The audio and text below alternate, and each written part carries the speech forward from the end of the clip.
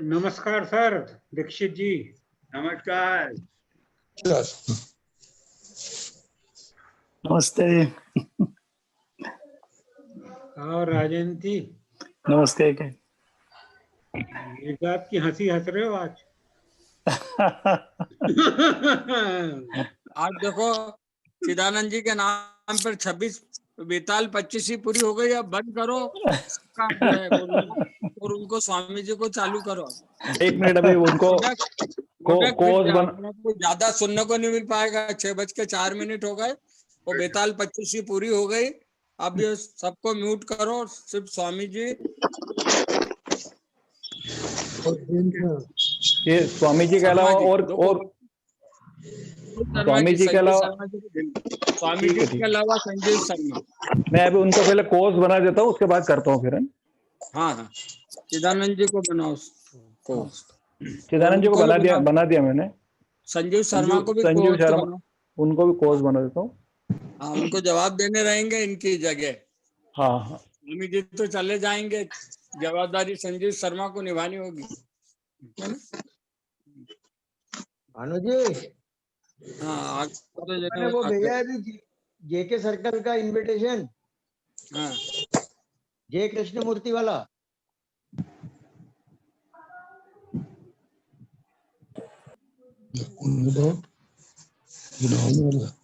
Mode को mute करना शुरू करो बेटा। नहीं, एक मिनट, वो इनका देख रहा हूँ। चिदानंद जी वो हो पाए कि नहीं, जय है देख कृष्ण रहा हूँ। मूर्ति वाला इनविटेशन आप देख लो। हाँ हाँ, अभी जस्ट स्टार्ट हुआ है। हाँ, वो कोस्ट बन गया। मैंने मोकरी वाली जी आपको मैंने भेजा था उसको। हाँ, मिल गया वो क्या है, आज इनका इम्पोर्टेंट वो लग रहा था, इसलिए मैंने आपको भेजा उसको। नहीं, थैंक यू, मिल गया। स्वामी चिदानंद जी वापिस बन गए कोस्ट में। हाँ, वो अभी एडमिट हुए, अभी बाहर चले गए थे शायद, वो बाय मिस्टेक। वही देख रहा था उनको, अपन चालू कर दे तो उनका होना जरूरी था। कोस्ट बना दो उनको। हाँ, वही कर रहा हूँ, पहले देखता हूँ उनको। प्रणाम स्वामी जी, वंस अगेन प्रणाम। प्रणाम और वेलकम। संकट मोचक हैं आप मेरे। Is it upside down or anything? It is right, sir. It is right now. It is right now. Okay. Okay.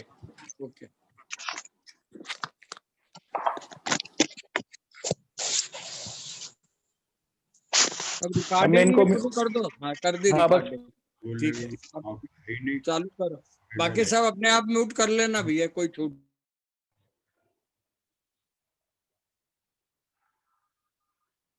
चिदानंद जी अपने आप को अनम्यूट कर लीजिए। Unmuting, yeah. Yes, okay. Is it all right now?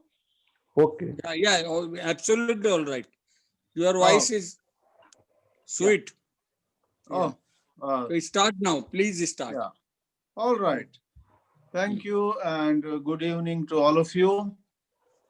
And we have an interesting topic for this session.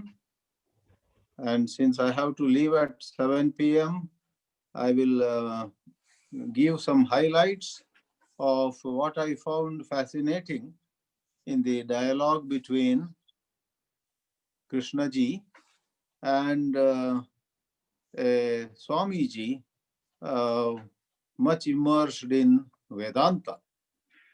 Swami Venkateshananda, I understand, comes from the order of Divine Life Society. I guess he was a disciple of Swami Shivananda. In 1969, in Zanin, in Europe, he met Krishna ji, and two of the dialogues, very well known, are recorded, and they are part of the book which is The Awakening of Intelligence. And I'm going to offer, as I call it, some musings on actually the second dialogue. The second dialogue actually goes into several core ideas of the Vedanta, and we get to see how Krishna ji looks at the Vedanta tradition, especially the dialogue between Swami Venkateshananda and Krishnaji begins with the so-called Mahavakyas, the four great statements. As all of you know, there are 4 Vedas, and from each Veda there is a Mahavakya.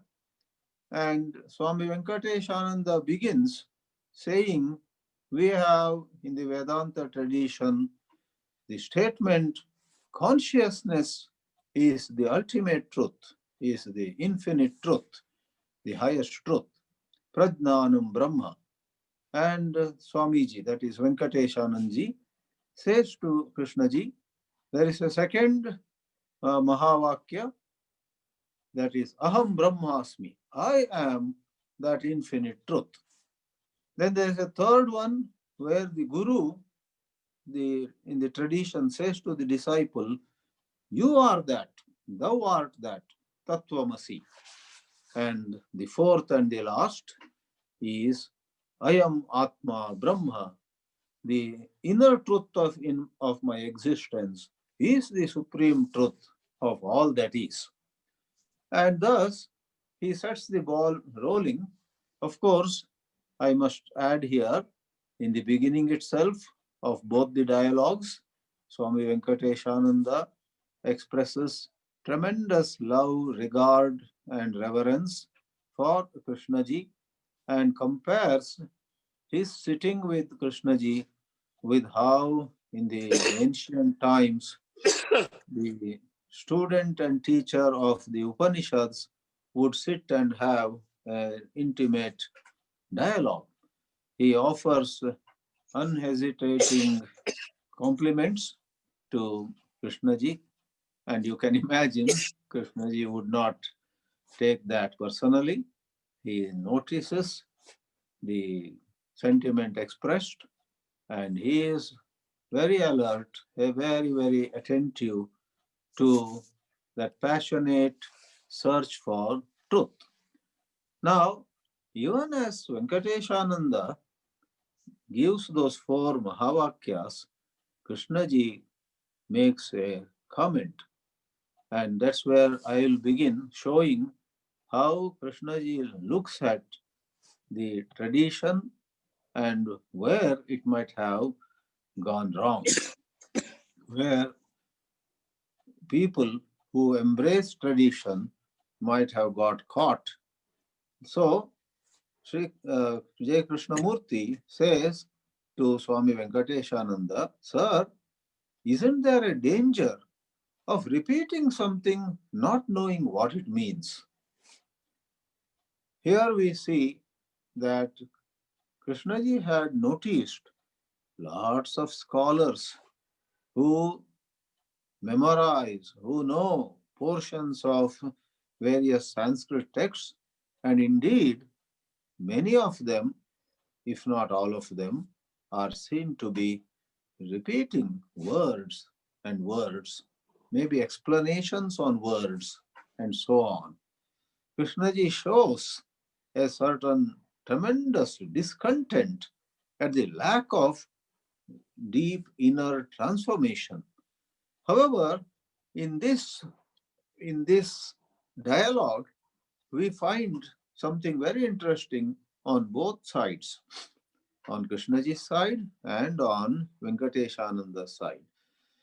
On Venkateshananda's side, even as he continues to express tremendous appreciation of Krishnaji's ways of penetrating into the topic, he doesn't really give in.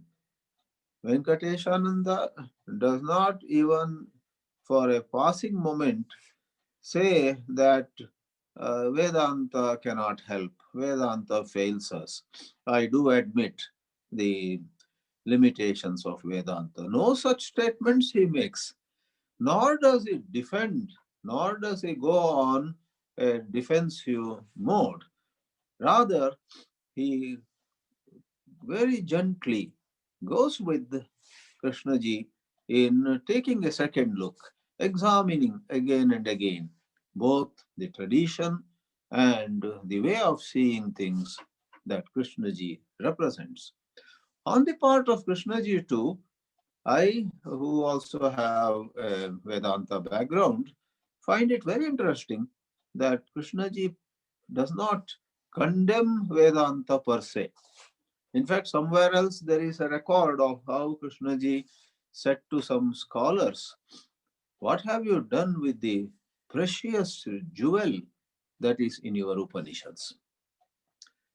He called the teachings of the Upanishads a precious jewel or a precious stone, something like that. So he did acknowledge that there is something very precious, something very profound, and his objection is obviously with what people have done with that precious teaching. Here too, Krishnaji does not attack Swami Venkateshananda. On the contrary, like this question shows, he gently asks, how can repeating something help a person? And Venkateshananda submits that there is not just repeating, there is exploring the meaning of these statements. But Krishnaji objects. He says, you say, I am Brahman, I am that supreme awareness. By saying, I am that flowing river, by repeating, I am this river flowing, do I become that river? This way, he questions how a statement can bring about an inner change. However, Venkateshananda talks about the well-known aspect of the Vedanta where it is actually about negation. It is about dismissing. It is about putting aside a whole lot of what we call conditionings.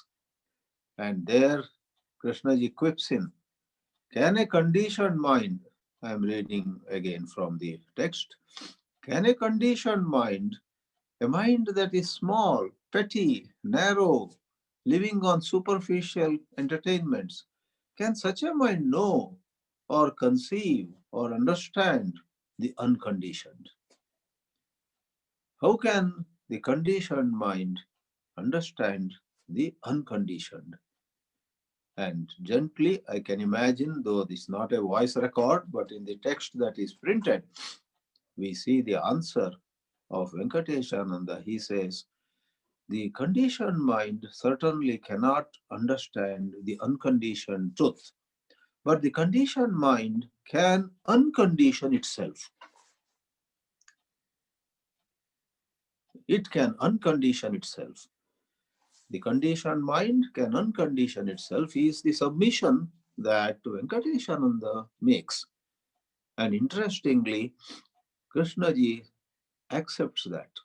He says, yes, that is all it can do. The conditioned mind can only go as far as unconditioning itself. And he clarifies, there is the unconditioned. I'm going to think about it, and I am that. This kind of assertion, this kind of trying to hold the truth in one's hands will not work. That is ridiculous. Not say, there is the unconditioned and I am that. By saying I am that, you don't arrive there, says Krishnaji. And that is a very, very fascinating meeting point between Vedanta and Krishnaji, it appears.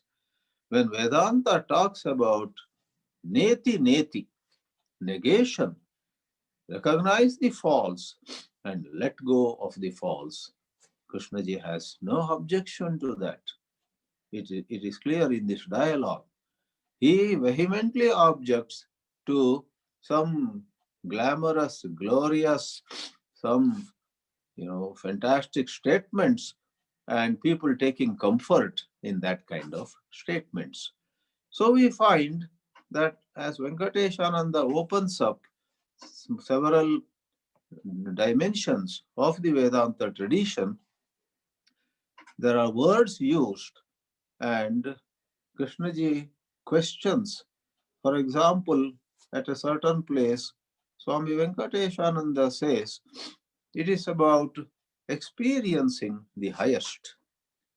Presently, man is caught in the experience of his own identity as limited, and there is experiencing the infinite.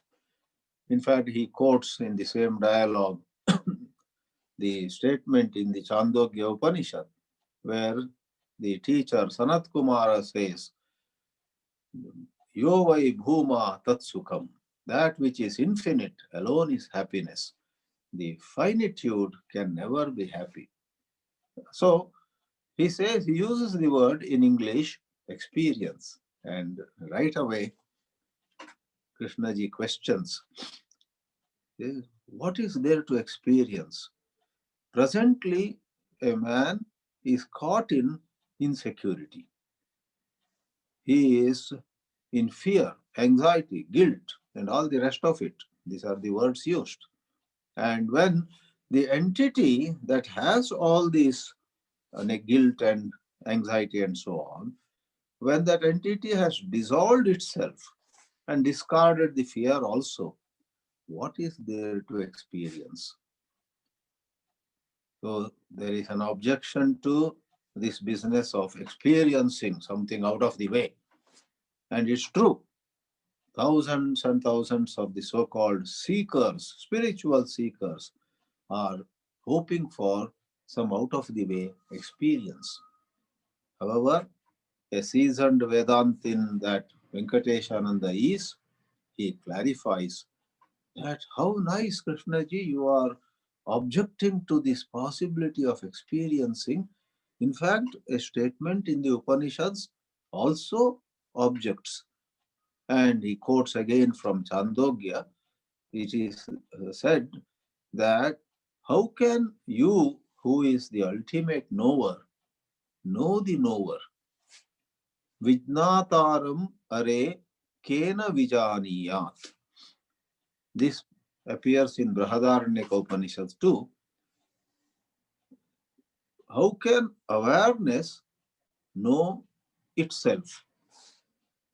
So, experiencing that supreme truth will require a duality, somebody to experience and something that is experienced. And this duality is rejected in the Advaita Vedanta also. By asking the question, Vijnataram are kena vijaniyat. In fact, Yajnavalkya says this before his own wife, Maitreyi. How can the principle of knowing know the knower itself? So, my right hand can hold my left hand, but can my right hand hold my own right hand? However smart I may be, I can hold my ear with my right hand. I can hold my nose with my hand. But if you say, all right, please touch another part of your body with your right hand, I say, oh, tell me whichever part. You want me to touch my head? I can touch my head. You want me to touch my chest? I'll touch my chest. This is the logic in Vedanta. But then there is the point made. Okay, with your right hand, grab your own right hand. That's not possible.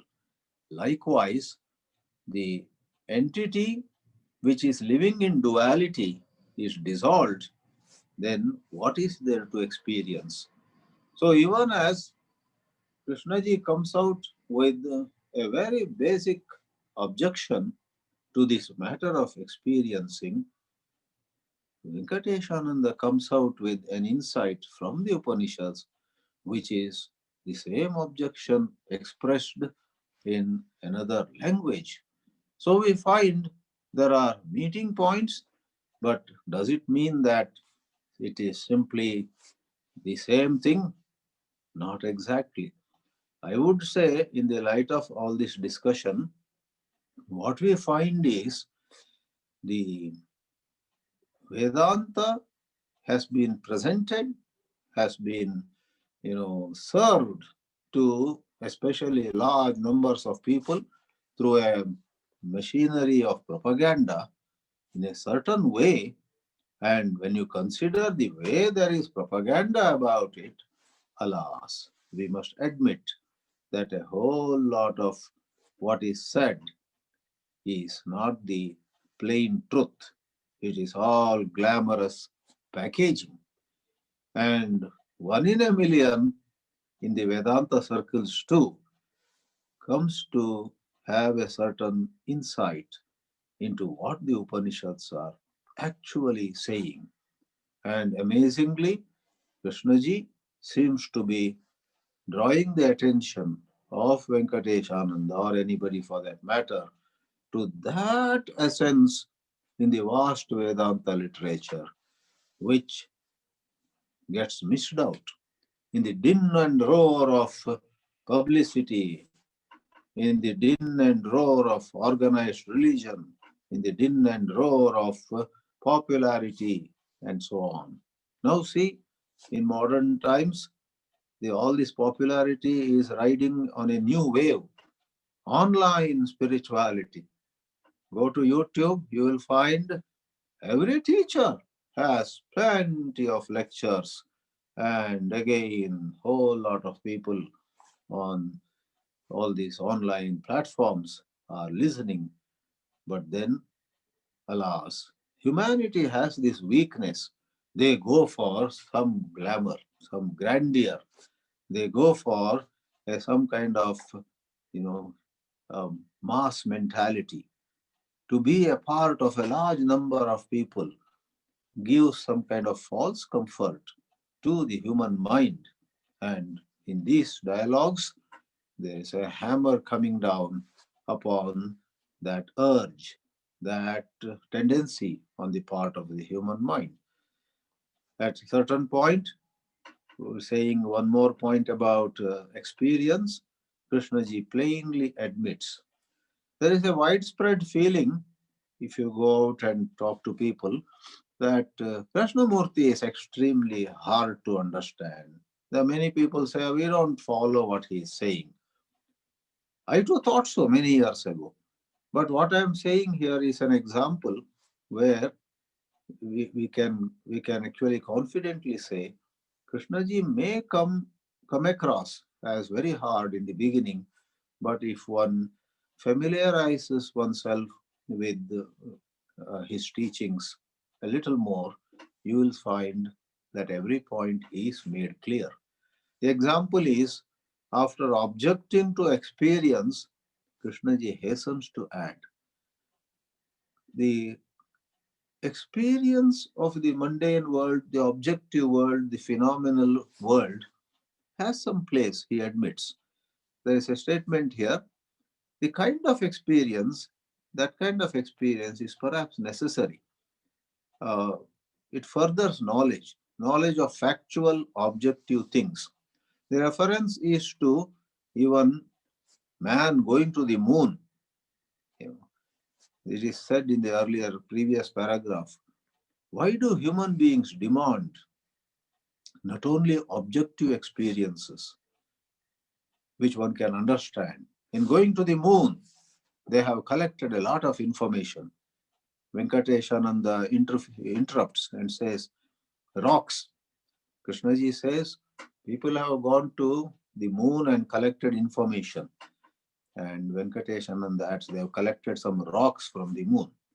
So, whether it is rocks on the moon or something in the depth of the Pacific or Atlantic Ocean or something in the atomic structure noticed through some electron microscope or some other method in a laboratory, all this is called experiencing something objective.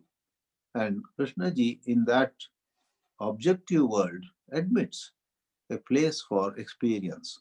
He says that kind of experience is perhaps necessary because it furthers knowledge of factual, objective things. But apart from that kind of experience, is there necessity for any experience at all? So he is questioning the place of experience in the psychological domain.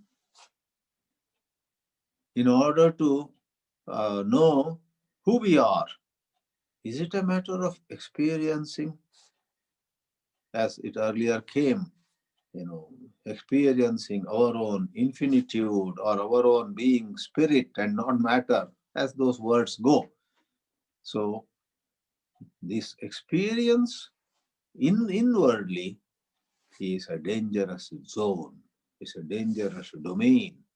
And Krishnaji elsewhere has talked about the prospect for a lot of exploitation in the name of inner experience.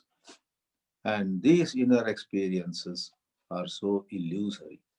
However, as we clarified before, Swami Venkateshananda had made a submission that the idea or the proposal of a liberating insight, the proposal of a liberating insight has nothing to do with psychological experiences.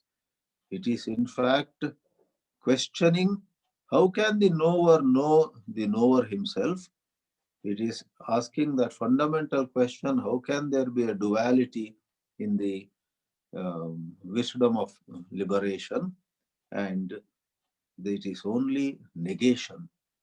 One dismisses all ideas of me being this, me being that, and in that utter negation, something happens indescribable.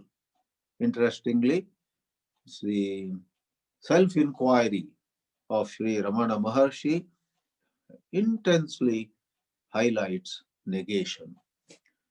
Just to give one sample, Maharshi said, you ask yourself, who am I? And dismiss any idea of who you are. And when no more answer can come by, no more answer can come forth, then your job is done. As long as you hold the tiniest idea, I have found peace, I know now. That person doesn't know, he is yet to realize, I have realized.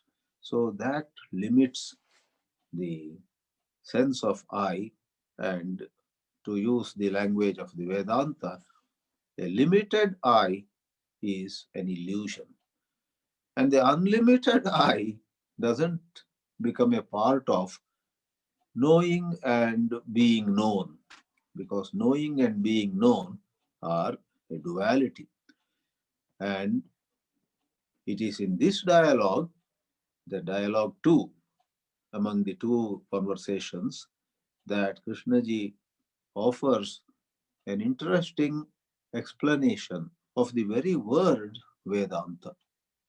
He says to Venkateshananda, doesn't Vedanta mean ending of knowledge? Normally, in traditional circles, that meaning is not highlighted. The meaning that is popularly given is there are Vedas, and the final message of Vedas, Vedanam Antaha. Antaha means the final message. Vedas may talk of many things, but on top of it all, there is this message of the Upanishads. Therefore, the final message, the ultimate message, the supreme message of the Vedas, way above a million other messages the Vedas may have, is the meaning given. But Krishnaji gives with the perfect Sanskrit, there is no error in language in that interpretation. Vedasya Antaha, because Veda does mean knowledge. And in this conversation, Venkateshananda seems to be thrilled at that meaning.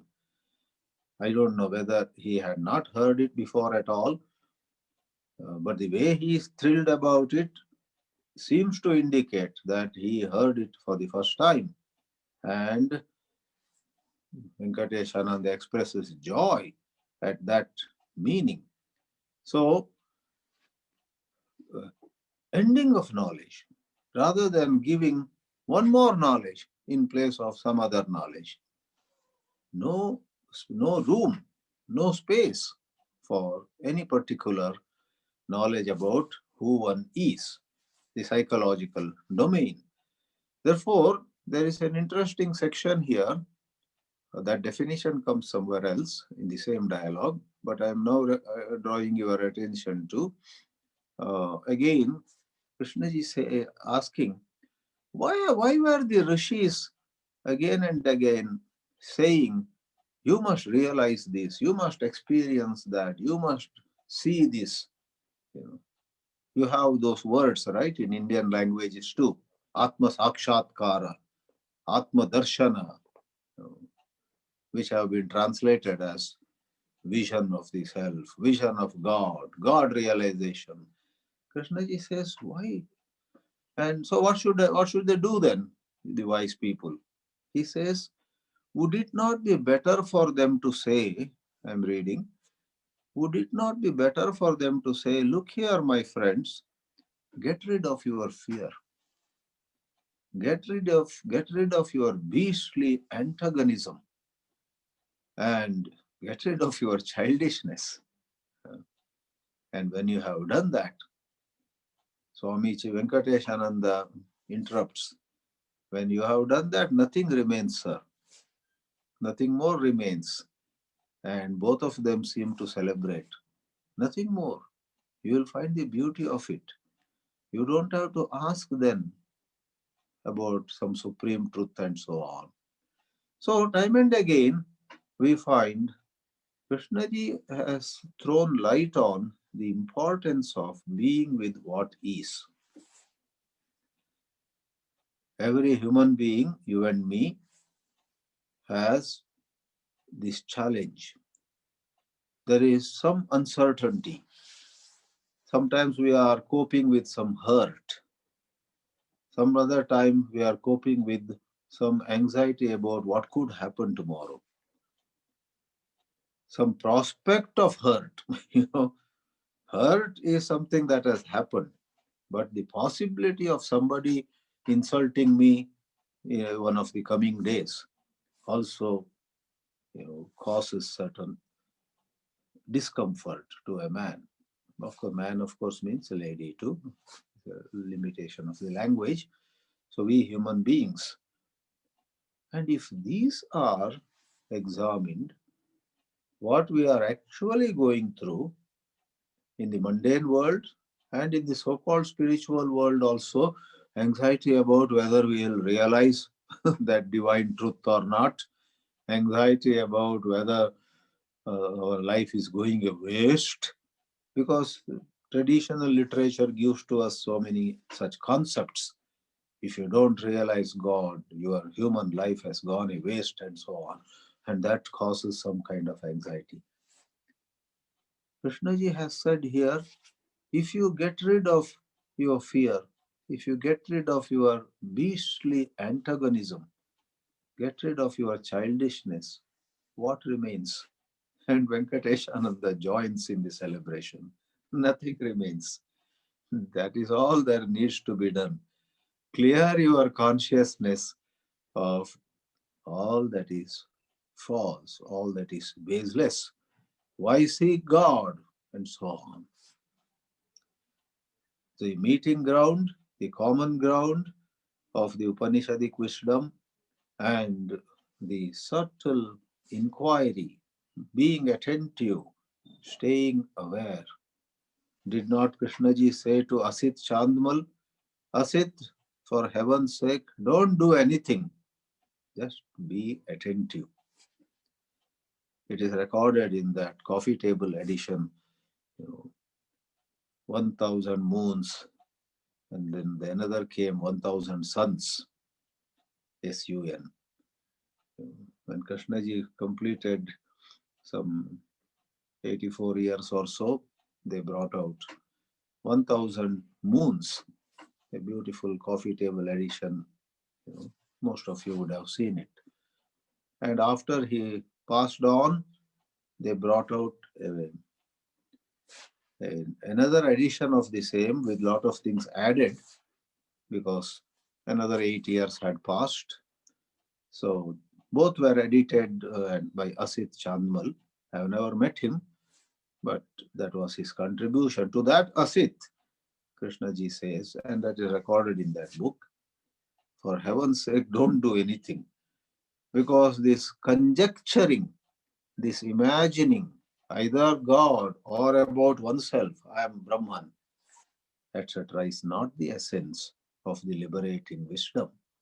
It is rather, the essence is, even the Upanishadic essence, is to arrive at the subtlest and tiniest conceptions of who I am. Anything that thought conceives, anything that the mind imagines, anything that the mind, with its limited knowledge and with all its conditionings, puts together, is not the truth. To see that and realize that this is not the truth is the essence of the whole wisdom. And therefore, Krishnaji says here, look at yourself. And Venkateshananda says, exactly, look at yourself. Look at yourself. You need a silent mind, a quiet mind, a mind that is ready to learn, not a mind that is again and again inviting one more hope, one more fear, one more, imagination. One must silently notice whatever there is without inviting, without adding to the mess. And further, we have an interesting statement by Krishnaji. He says, the whole problem is you take something and so impatiently you say, I'm going to make propaganda about it. This urge for propaganda, the urge to increase the number of people who also believe the way we believe, sometimes even converting others, giving them some money, some education, some kind of what they call incentives, giving incentives and making people believe the same way that we believe is such a childish affair. Krishnaji says, why do people make a propaganda about it?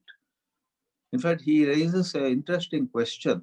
He says, these rishis, why were they giving messages after messages in the Upanishads? And Venkateshananda gently says, actually, they are not messages. They are not messages at all. Rather, the rishis are asking the students to see things rightly. And then Krishnaji says, if that is so, fine. If it's about seeing. Like his favorite example, as it appears here also in one of the sentences, is, look at that flower. Look at the beauty of those flowers. That's about it. Help the person to see the flower and leave him with that. Instead, to organize something, to institutionalize, to draw some mileage out of it, and so on, and justify it all, saying that it ultimately leads to realization.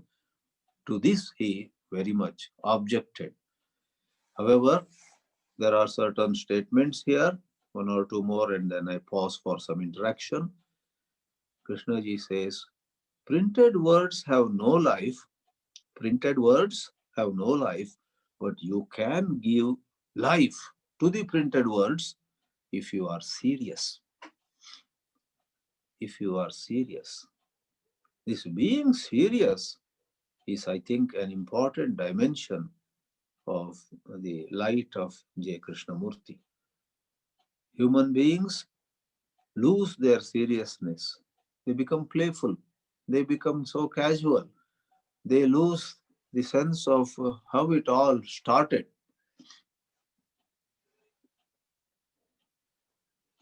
Am I audible? Yeah, you are audible, but your video is not on.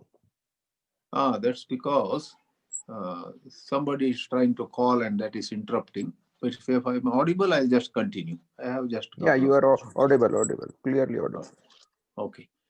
Yeah, there is some way to disable incoming call. This picture will come. I think it has come back now. Yeah, now it is fine. Yeah. Okay. Yeah. So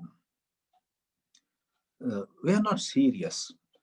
Even those who are working day and night in the name of religion, spirituality, etc., sometimes they don't realize they are actually presiding over a big entertainment industry. These words of Krishnaji, can help even those religious teachers to introspect, to take a second look. He says here, well, if you are entertaining, uh, it's all right. But if you are not, sorry, then what will you do? So he cautions us.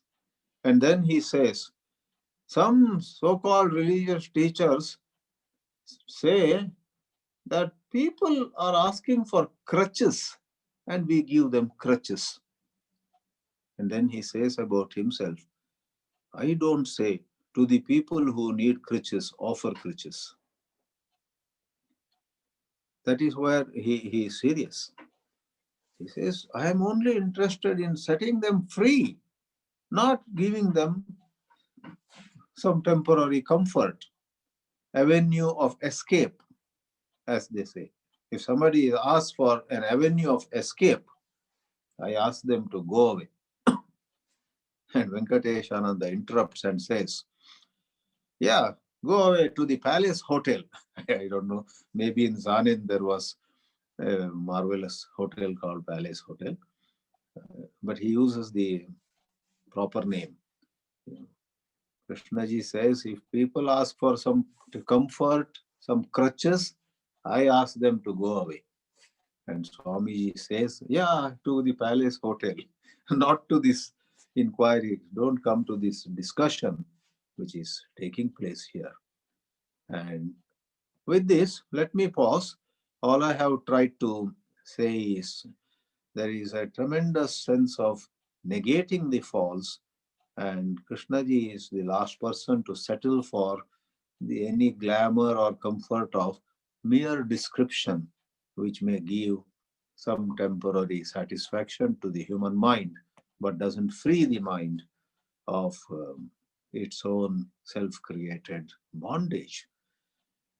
Let me pause and please, anybody, please feel free to ask something, make a comment, or make a summary, anything. Over to Jane.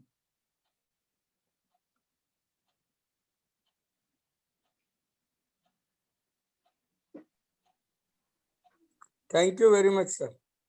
Welcome. It is a random rambling over this pretty long dialogue. Each dialogue goes to some 18 pages. There are 2 dialogues. I have touched only on the second dialogue. Maybe some other time. Okay, somebody says there's a raised hand, and I'm using the mobile here. I don't know how to. Okay. Savita, Savita ji wants to say, please go on and say. I don't know how to lower. Can you hear me? Very well. Yeah, I can hear you very well.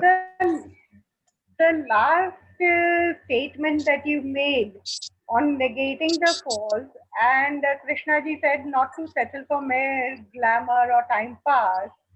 Yeah. And if something is not freeing the mind from bondage, can you just sit with a little more example?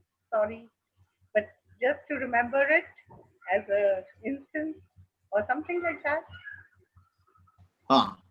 Negating the false and Correct. not settling for mere glamour or time pass, but to really bondage that one itself brings, like my desire to be a desireless person also is a trap here. So that way. Thank you, Swamiji. Yeah. Yeah, a little elaboration or saying a few more words on that is simply, Krishnaji saw that there was a danger of the so-called stepping stones. You know, he saw that there could be a trap. Suppose somebody says, first I want to calm my mind. I believe in mental purification. So by taking part in some kind of religious program, I am better than before. I am less angry than before, etc. This medium, that intermediate stage, he takes serious objection to it. He says that in the name of becoming a better person, etc., the so-called self-improvement, you actually could deceive yourself. Also, many people get the opportunity in that domain to become some kind of agents of giving benefit to you. So he cautions us of exploitation, like others exploiting us and we ourselves delaying our own, the real ending of ignorance. Because of the glitter and glamour, we would not know. That's the idea. Basically, Swamiji, he said it is all that one has to do for oneself. That is. All that one has to do for oneself.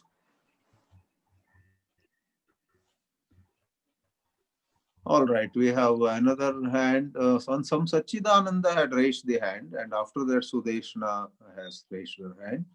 Can Sachidananda please speak?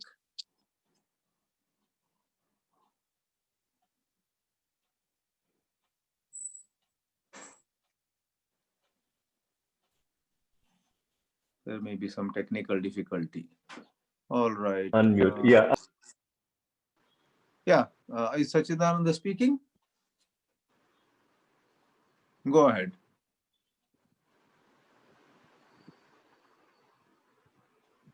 I'm not hearing anything. So at this moment, may I ask Sudeshna to speak up? Yes, Swamiji. Yeah. What I wanted to ask was, like as you said in one that Krishnaji did not like propaganda. Did not like Correct. is the wrong word. Correct. So Correct. is there a difference between dissemination and propaganda? Dissemination of his teachings and propaganda. Is there any difference? Or Yeah. That's there is a big difference. Though many eyes are unable to see it, many people are not able to see the distinction. The big difference is in dissemination. There is a very clear and conscious avoiding of authority, avoiding of putting some kind of pressure on the other people, emotional pressure, or the pressure in the form of raising some false hope in them. We all have joined. You also please join. That kind of tone, when we came, there were only 100. Now there are 500 people, and it's soon going to be 1,000. And please, you join. A lot of people are joining. Why don't you join? That kind of tone is in propaganda, where rather than questioning or rather than understanding some dimension of life, what is jealousy, what is hatred, what is low self-esteem, what is even some physical urge, etc. This is inquiry. Dissemination of Krishnaji's teachings generally highlights that kind of inquiry. And there we may request people to join. Whereas in propaganda, a couple of words are said. This book is beautiful, and already a lot of copies are sold. You please buy this. and so on. Some kind of importance to externalities is done in propaganda. You see, especially religious organizations, they are very concerned with the number of participants, number of people who have embraced their faith, and so on. And they decorate quite a lot. That's where glitter and glamour come.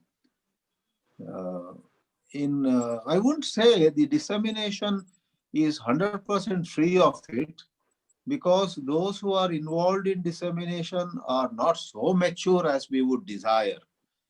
Those who are engaged in the so-called dissemination are also human beings. Here and there, they too feel very good if more people come, like you put up a stall at Kolkata Book Fair, and last year 1,000 people came, this time 2,000 people came. The people at the counter are very happy. That's their limitation. That's where I mentioned being serious. If one is serious, you may express some happiness about a lot of people showing interest, but you do not, in dissemination, you do not make that as a marker of your success or marker of what you are there for. That more number is really secondary. If one is seriously aware that numbers are secondary, primarily is have more people begun to inquire. So then that is dissemination. Lastly, I must admit, sometimes in the so-called propaganda, there could be a mature and serious person who is not giving importance to the externalities. Importance to externalities is the hallmark of propaganda, and staying very attentive to the essence of the work is the hallmark of dissemination. Dinesh Wagmare. Yeah, you are. Unmute yourself, Wagmare, and go on. Yeah.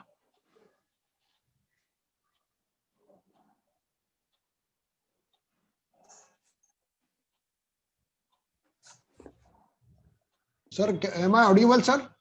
Yes, very much.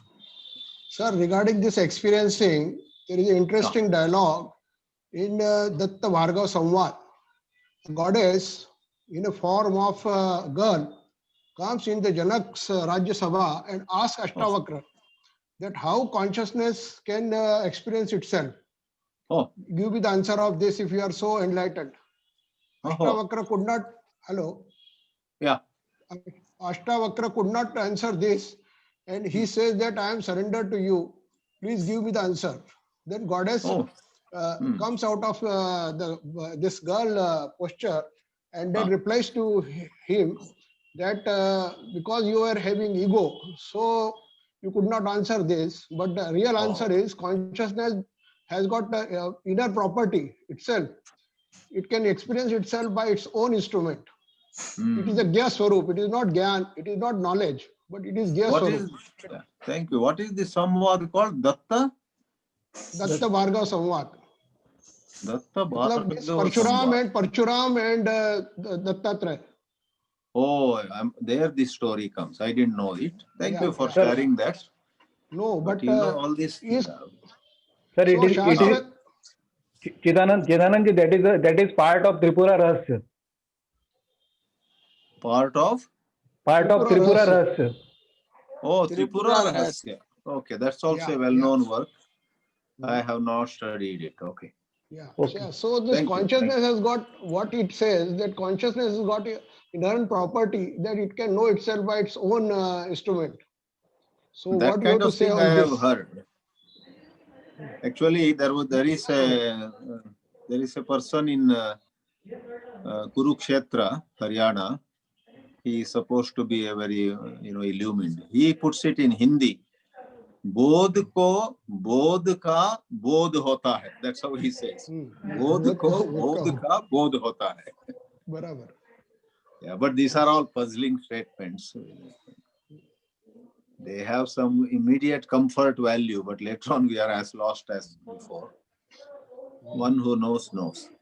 All right, I will take a last comment or question. And I need to go for some other activity.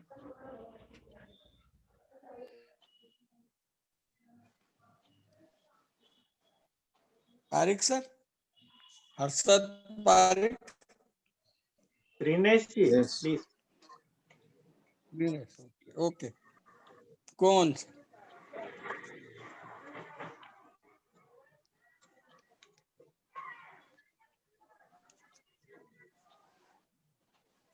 Myself? Yes, please. Yes, you are audible. Please go on. Yeah, sir. Sir, considering a person, let us say, who is in a miserable condition, full of Yeah. sorrow right from the beginning, not because of, need not be because of his own mistake, but because he is born in that environment and driven by society or whatever to stay in that condition. Yeah. For him, what is important is to help him to come out of that miserable condition, maybe in a simple way, which is easier for him to understand. But in that sense, Krishnaji's message teachings may not give him any method or way or a technique to achieve that. So how can such people help from the teaching? That's my question. Right. Yeah. You know, this matter of methods is a much debated topic.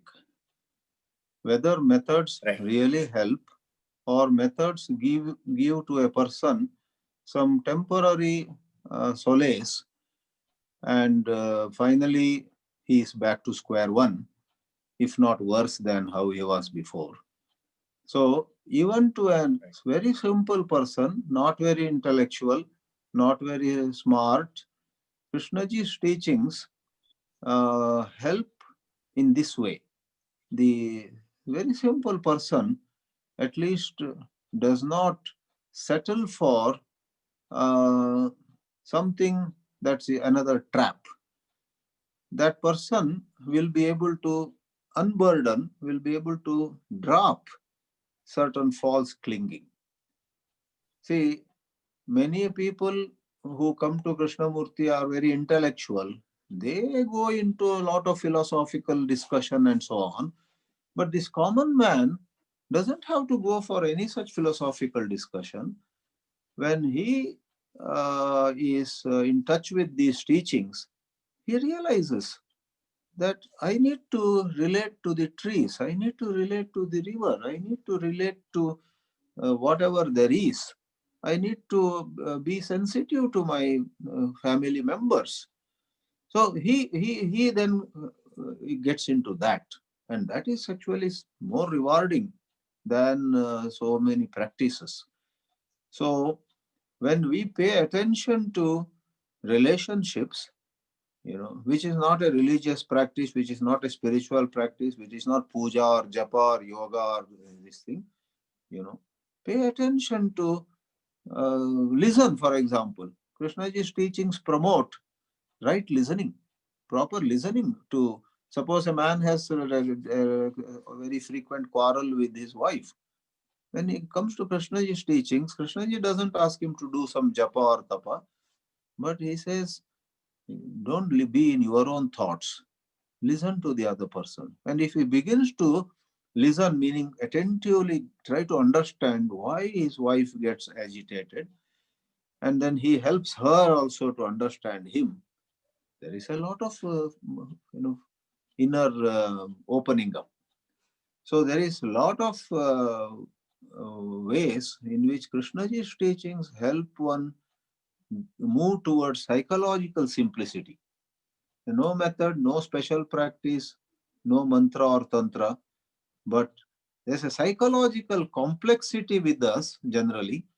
Whether we are common people or very educated people, our psychology has become very complex. And to bask in the sunshine of Krishnamurti's teachings is to undo that complexity. So common man can also do that. He doesn't have to understand all this logic. So I Sir, thank all of you, and we shall meet again another time. Thank you. Thank you. And Thank you namaste. very much. Thanks, Thank sir. Don't thank me. I think we should Thank stop you very thanking much, each Chidanand. other. We'll remember Huh? this favor.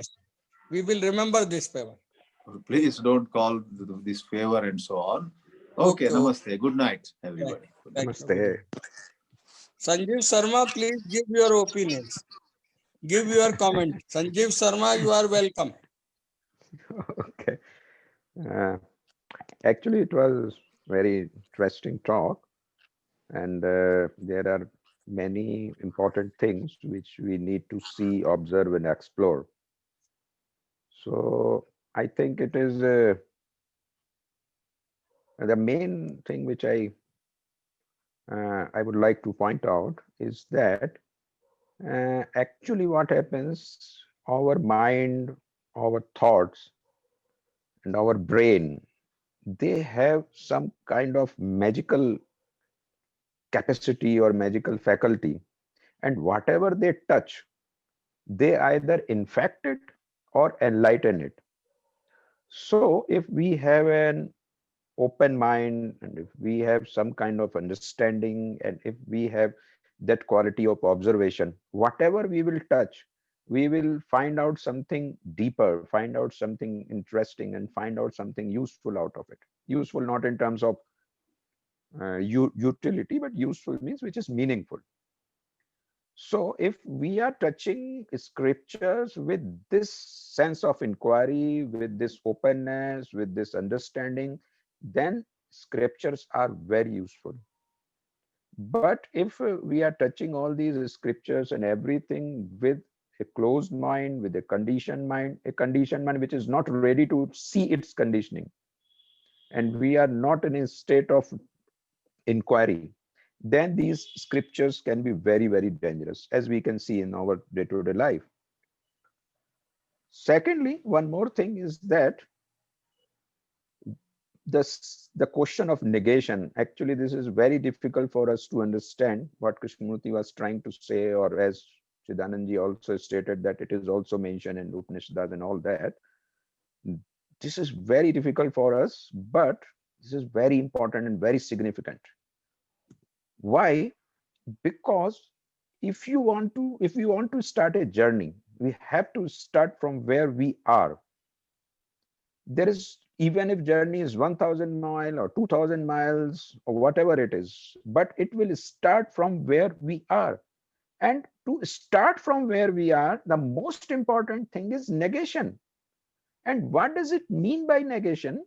See, it's very simple. It's simple that we start to find out why, what is not meaningful, what is not deep, what is not profound. So when we are doing that, and we are touching everything through this magical wand of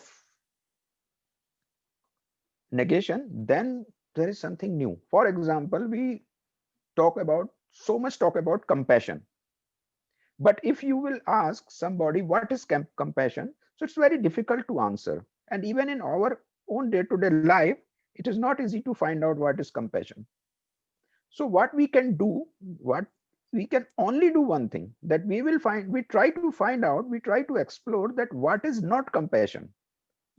And when we are able to see that what is not compassion, and we are able to remove it just by seeing it actually. When we see something actually, it just ends. So when it ends, then what remains is compassion. And there is no entity, there is no experiencer, there is no me, I, or whatever it is there to experience that compassion. There is only compassion then. So this approach of negation, I think is very important, and this is what I think it's very, very important in our life. And if we will try to explore it, something new, something afresh, something very, very unique can be in front of us. That's all I want to say. So if there's any question, we will move forward.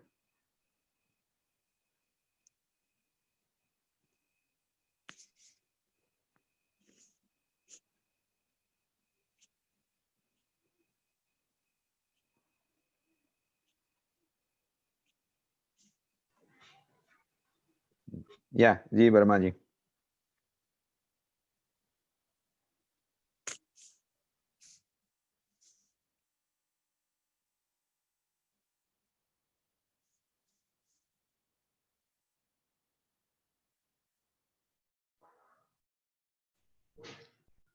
I wanted to ask this question to Swamiji, but still he was short of time, so he left it. Because he was talking about the dialogue between Venkateshananji and Krishnaji, and especially the Mahavakyas, he quoted 4 Mahavakyas. What is the difference between when he says, Krishnaji, you are the world, and you understand I am the world, right? And what he said was the same thing, Aham Brahmasmi. Then even the scientists are exploring this very hard, this fact. And ultimately, in the recent, not that recent, but in quite recent book by Deepak Chopra, You Are the Universe. This is a book with another scientist, physicist, Kafatos. So ultimately, realization is that you are one, whether through Vedanta. Negation means also Vedanta. Negation means that if you put anything as positive, that goes inside your, that you collect, that you record, that you preserve. So it is a dangerous thing that way. So negation is the best way, and especially knowledge which changes time and again. So please tell me whether they are different, and experiencing was also discussed, because it is always subjective. To me, it is always subjective whether it has come through objects or through anything, but it's a subjective experience. The experiencer is there, it's always subjective. So these are some of the observations I wanted to get clear. Maybe my ignorance is asking this question, but this is what I still feel that these are questions for me. Very interesting observation. Actually, as far as I see it, I am not capable of answering what he wants to answer it, but the way I see it, actually words are not important. Whatever word you may use, and you can use your own vocabulary, you can develop your own terminology. So words are not important. Actually, what meaning we are getting out of it, how we are understanding it, that is important. So if you can use the word Aham Brahmasmi, if it is giving you that kind of sense, that is fine. And you are the word, you can use that also. So I don't think the words have any significance more than this. If they are conveying something which is profound, then it is fine. Problem with the traditional word is, only thing is that they have a very long use, they have certain kind of conditioning attached to it. So there is some problem with traditional words. So that's why Krishnamurti using new words, and he has developed a new vocabulary. But if you are ready to inquire, if one is ready to explore, then words are not important. So first thing is that. Secondly, what you are talking about universe and all that, interesting thing is about our brain is that our bodily limitation is just a temporary arrangement to function. Actually, there is nothing like that I am separate from the whole. Yes. Actually, my entire body is a highly sophisticated mechanism of trillion cells, and Yes. I am also a part of a infinite system. So there is no difference. There is only thing is, this is a temporary arrangement, which is my bodily arrangement, and brain uses this just to function normally. Because if brain will not realize this, then we will not be able to walk. We will just fall down every time we will try to walk. So brain created an illusory image of this bodily limitation. But this is not our actuality. We are not just this limitation. This limitation is a temporary arrangement. And if we start seeing things as a whole, then absolutely no phenomenon is in front of us. So this is obvious. So there are two more. Anybody who wants to ask one question, he can unmute himself and then he can ask. One thing more, if words are not the thing and words are not important, and one keeps on changing words, making it more interesting, more ornamental, more attractive, why do you do that? What else is there with you other than words? What else is there with you? And why we congregate to understand myself? Ultimate thing is, who am I? Isn't it? This also word. No, actually, if we see that the very question of who am I, so is it a real question? Is it an original question, or it is a borrowed question? Because if I see, yeah, no, some questions are real. Nisargadatta gave it, Raman Maharshi gave it, Krishnamurti gave it. Yeah, that's right. But there are certain original through words, right. Through words only. Yes. How many people could understand in silence, sitting with him when both are comfortable and that communion is there? How many people get communion with these people? And exactly. Raman Maharshi never used to talk. Right. Yes. Actually, I would say it's not about communion with a particular person, with Krishnamurti or Raman Maharshi or whosoever. It's just about communion with everything. Here I am sitting in this room. That's so, right.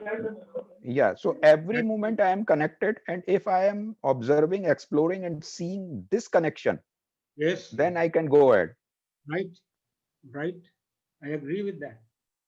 You have to be alert and attentive to everything around and inside. Yes. That's wonderful. Thank you. Thank you so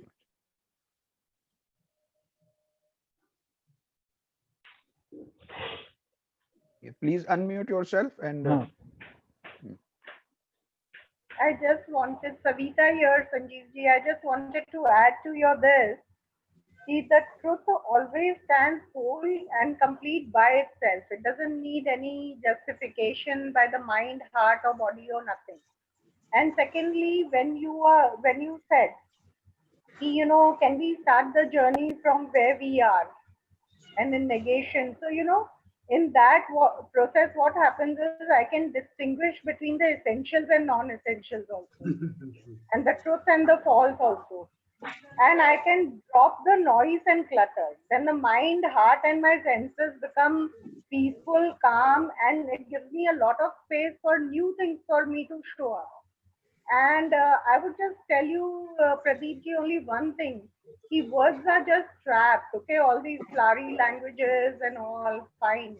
They're all trapped. We need to just remember how Swamiji said, the simplest man would catch the essence. बल्कि जितनी knowledgeable मैं हूँ उतना मैं essence से away चली जाती हूँ क्योंकि I will add many kind of psychological interpretations and philosophical interpretations and all in my words. So I think, if we can just get to the essence of the matter, we'll be done. Thank you. Who is the simple man? Who is that simple man? The simple man that Trinesh talked about, who was not being able to cope up, miserable person and all. Okay, who thinks he's not knowledgeable? Okay, who doesn't think he's smart? Okay, somebody simple who's a man simple is being. Simple man is who is able to see his or her complexities. Yes, yes, agreed. So again here the simple doesn't mean easy, sir. I mean, can I understand that? Simple does not mean easy. When I say simple, I think it is very easy. It is not so, sir. To be a simple human being is one of the most challenging things. Most difficult. Yeah. So when I use the word simple, I would like to see how I'm using that word. And again, when I talk about words, when I keep condemning words, do I understand I am the word? When I say the words don't make sense, this is what the word means. I mean, can I see there is a fragmentation between me and the word, and therefore there is a problem? How do I look at it? That, sir? When you're talking about the words, I've come to that. Others, I wanted to talk about the scriptures. They said scriptures will help. I wonder how will scriptures help? Somebody thousands of years back had some insight, and that has been put down in writing or whatever it is. And over the period of time, it is passed down. And I read that. I am a master. I have become an authority on that. Does it mean that I have become enlightened? There are so many Swamijis, so many gurus who are masters when it comes to Vedanta. Does it mean they're all enlightened people? Is the question. Oh, sir. Sir, what? I would like to say something, sir. Please go on, sir. Please go on, Wagmare. Sir, actually, we are making too much issue of the words. Words are not very important. Words are like an instrument. And as soon as we focus on any word, say simple or say complex, immediately we attach to it, ourselves to it. Actually, what Sharmaji was saying and others are saying, the negation, we have to understand what negation is. Negation doesn't mean the wiping out of any negativity or any this thing. You have to understand the whole structure, and then you have to be free from it. That's what I feel. We are unnecessarily making issue of words. Thank you, sir. Thank you very much for telling us in words. So can I see that I don't negate, sir? The moment I say negate, I'm caught in time. Can I look at that is the question? Yes. I agree. I agree, sir. Yeah, it's very interesting. Actually, fact is that no book can help us. Either scripture or any other book or any person, even Krishnamurti is not able to help us. Nobody can help us on this earth.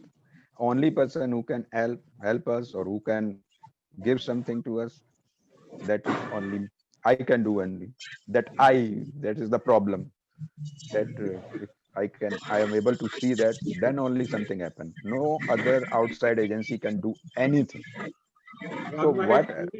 Yeah. गुरु परंपरा मोदक आप बोले। हाँ, मैं सिर्फ इतना संजीव शर्मा जी की इस बात पे कह सकता हूँ कि यदि कोई कुछ कर नहीं सकता तो फिर लिसनिंग का क्या मतलब होता है? लिसनिंग का मतलब होता है कि हम जब कनेक्टेडनेस की फीलिंग में होते हैं तो ही हमारे अंदर कुछ चेंजेस आने की संभावना रहती है। तो ऐसा नहीं है कि कोई कुछ कर नहीं सकता। हम जब प्रॉपर डायरेक्शन में अप्रोच करते हैं या राइट व्यक्ति को कांटेक्ट करते हैं या कृष्णमूर्ति जी को सुनते हैं, किसी स्क्रिप्चर को सुनते हैं, इसके अंदर लाइट होने की संभावना है, तो हमारे इग्नोरेंस पे कुछ काम होने की संभावना बनती है। So can I understand that listening is not taking place? Listening is an art. How do I understand that? When I listen to you, I'm listening to you from my background, my conditioning, my bias and my prejudices, my likes and dislikes. That is not listening. Can I understand what listening is? Can I look at what listening means? Sir, when we are listening to something, already there is something going in our background. Or all the words which are said, we are always reacting to that, and all those reactions and all the loadings of the words, they are coming in our psyche, and we are in a way reacting to those words. When we are aware of these reactions, then perhaps actual listening may start. We are not aware, sir. That is the problem, sir. Can I observe that I'm not aware? When in you life, are whatever is happening, you are whatever aware, the problems are there, each and every human being has got so many conflicts, so many problems. How does it arise? When you are aware, when you Yeah, are when aware I'm that aware. you are not aware, then that awareness has the capacity that you are aware of your inner world, So the and question it is the moment also I is there. it also helps. So the question is that when I say I, is there an I? Can there be an awareness in the I? Is the question, sir. Awareness has the capacity that if the I is existing or I is not existing, that is not the question. When I is existing, then the awareness has to come into picture, and it can show you everything. It has all the capacity. It has all the capacity that has happened in the past. It can show you. So I mean, again, Is falling back to the tradition, is sir, it not saying the like past so? will. Is it not like When so? so when I say past is going to help. The events which have occurred in the past, you are able to be aware of those events in this present moment. It means So that what is that I have learned from my it is past, not sir? excluding the I itself. We are unnecessarily making complications of removing I. Sir, I want to know what is that I've learned from my past, sir. For millions of years, we have been killing each other. We talk so much about killing. Even today, we go to wars. We know that it is not good. What is that I have learned? I still continue to be the same violent person killing human beings, other human beings. I also kill animals. I am so violent. What is that I've learned in my life? Those every religion, every great person has said you have to be a good human being. I've heard that, but why don't I? I have not become that. Why? Unless there is demand from your inside, from your remaining I am giving emphasis to that I am not excluding that. I am giving emphasis on your tendencies or all your ignorances. If you are not interested to remove those, then who else can remove them? If you don't want to share something, share some negativity, who will be able to help anybody? We are coming to the JK or all the scriptures and all the saints and some people who have light in them, because we are feeling something missing in us, some problem in us, some suffering in our life. Therefore, we are listening to them and we are coming to them. That is the basic movement of the I itself. I is already involved in that, and we are trying to exclude I and achieving everything. What we are doing, sir? We are not serious about that. So again, I would like to know what the word serious means. Again, I want to understand that life means suffering. Life does not exist without suffering, sir. Well, it's an illusion. Sir, it's an illusion for me to say that I should escape from that or get away from that. It is an illusion. Sir, understanding is something else. When I have an understanding, doesn't mean I understand that suffering is there. But most of us don't want the suffering because we want more pleasure and not pain. Can I see that is the question? Yes. Sir, life is not totally suffering, not totally pleasure. Life is a mixture of all those things. Life is not a particular thing as suffering. When one tries to understand whole of the life, then he may see that everything comes to suffering. Every pleasure may end in suffering. But in the moment of the feeling of the pleasure, it is not pain, it is not suffering. Suffering may come afterwards, but we are generalizing life that it is suffering, it is pain, this is confusing, this is sorrow, this is discontent. So life has both pleasure and pain. Both every things human are being, every species, every living organism, tries to avoid pain and have pleasure. That is what the living beings are. They don't want pain, they want pleasure. Can I understand that is the question? Sir, what is your basic question? I am not able to understand. I am not able to listen you properly because I am listening to you through my words, through your words only. But can you put your question in a more detailed way so we can understand? And if there is a problem with us, we can understand from you. So it is not understanding from me, sir, or from anyone else. I'm questioning when I separate the word from me, that is the problem. the word is me. How do I understand that is a question. And if I don't want, if I want to understand, can I say there's also a motive? There's a subtle motive behind that. I want to understand.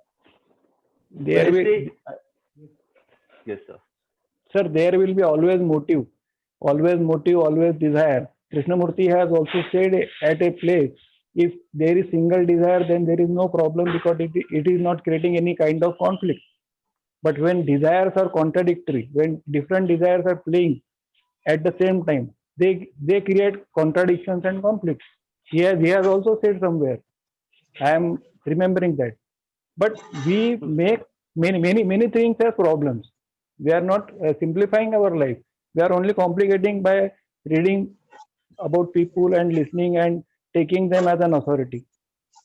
If the questions are genuine, then seriousness may come. So when I talk about scriptures, that it doesn't it mean that I have created an authority? That is one. And when we are talking about desire, sir, Krishnamurti also said desire is life itself. How do I understand that is the question, sir? And I'm over with this. Definitely, sir. Sorry. Time is coming to end. Let me say one thing. पक्षी को अपन पिंजरे से निकाल सकते हैं. पिंजरा जो है पक्षी में से पिंजरा पक्षी को ही निकालना पड़ता है. पिंजरे से पक्षी निकाल सकते हो तुम. बाकी जो है पक्षी में से पिंजरा पक्षी ही निकालता है. आपको ही निकालना पड़ता है हमेशा. और इसके साथ ही निकल गया हो तो ठीक है. 7:20 हो गए. Okay, I say please. Sorry. Thank you very much for participating. Sanjeev Sharma आपको बहुत बहुत धन्यवाद, है ना. और संजीव शर्मा नेक्स्ट वीक यही है. Thank you, sir. Thank you very much. लेकिन नेक्स्ट वीक आपको